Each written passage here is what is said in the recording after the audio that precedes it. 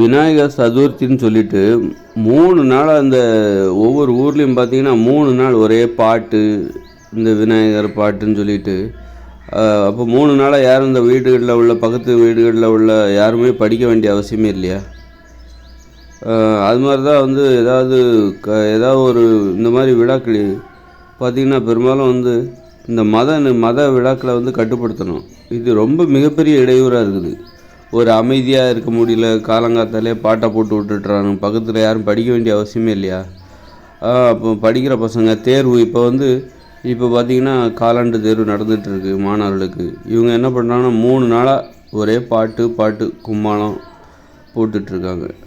அப்போ எந்த அளவுக்கு ஒரு சமூக மனுஷங்களோட அடிப்படை உரிமைகளை பற்றின விவரம் எதுவுமே தெரியாமல் அதுக்கு எதிராக செயல்படுறாங்க பாருங்கள். இதுதான் வந்து வன்முறை, மத கலவரம். இது சொல்லப்போனால் இது ஒரு மத இடையூறு. கலவரம்னா மத கலவரம் அப்படின்னா நம்ம வந்து ஒரு மதத்துக்காரங்க இன்னொரு மதத்துக்காரனை அடிக்கிறது வெட்டுறது அப்படின்னு நினச்சிட்ருக்கோம். அது கிடையாது. இதுவும் மிகப்பெரிய வன்முறை. அமைதியின் மீது அவர்கள் நிகழ்த்துகிற இதுவும் ஒரு வன்முறை. இது வந்து சாதாரண வன்முறை கிடையாது.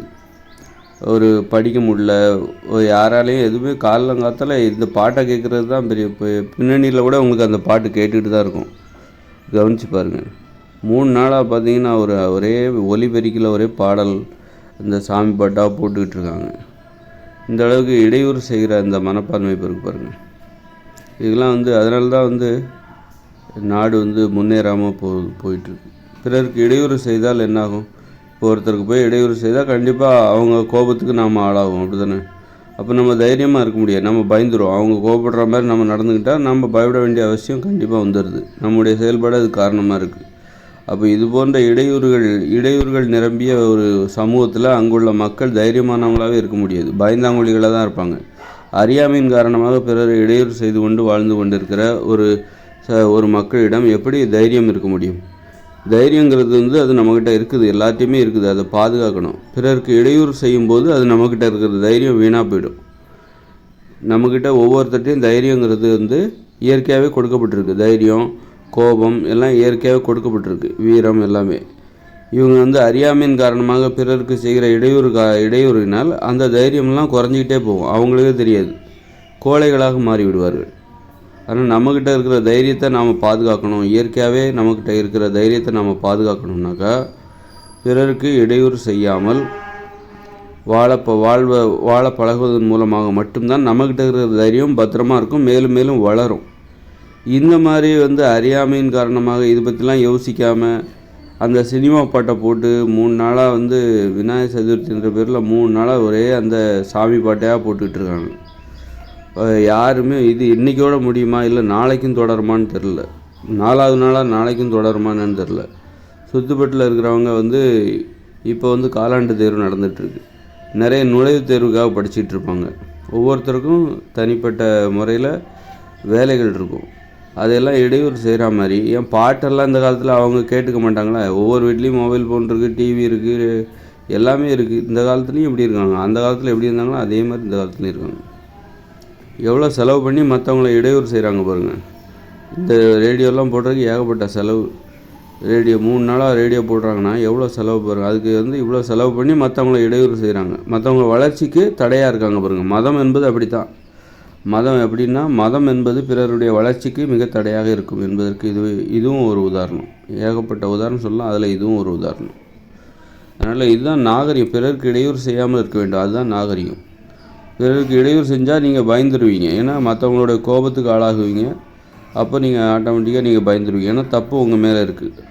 அப்படிங்கும்போது நீங்கள் பயந்துருவீங்க, கோழைகளாக மாறிவிடுவீர்கள், தைரியமானவர்களாக இருக்கவே முடியாது. இது போன்ற சமூகத்தில், இது போன்ற இடையூறுகள் நிரம்பிய சமூகத்தில் வாழ்கிற மக்கள் கண்டிப்பாக கோழைகளாக தான் இருப்பாங்க.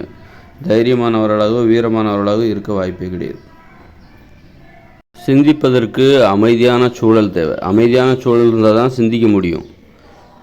அப்போது அந்த மதம் மதத்தின் நடவடிக்கை பார்த்திங்கன்னா சிந்திப்பதை தடுப்பது தான். அதில் வந்து இப்போ நவீன இயந்திர அறிவியல் தொழில்நுட்பத்தை தன் கையில் எடுத்துக்கொண்டு எப்படி வந்து பிறர் சிந்திப்பதை, அமைதியான சூழலை இல்லாமல் செய்வது. அமைதியாக இருந்தால் தான்டா நீங்கள் சிந்திப்பீங்க அப்படின்னு சொல்லிட்டு அமைதியாக இருக்க நிறைய முயற்சிகளை அந்த மதம் என்பது செய்யும். சிந்திக்க விடாமல், மனுஷங்களை சிந்திக்க விடாமல் செய்யும். தன்னை பாதுகாத்து கொள்வதற்கு மனுஷங்க சிந்திச்சிட்டாங்கனாக்கா மதம் வந்து அழிந்து விடும் அப்படிங்கிற அச்சம் என்பது மதத்துக்கு இருக்கும். அப்படி இருக்கும்போது சிந்திக்க விடக்கூடாது மனுஷங்களை. அப்போ அதற்கு என்ன தேவை? சிந்திப்பதற்கு அமைதி தேவை.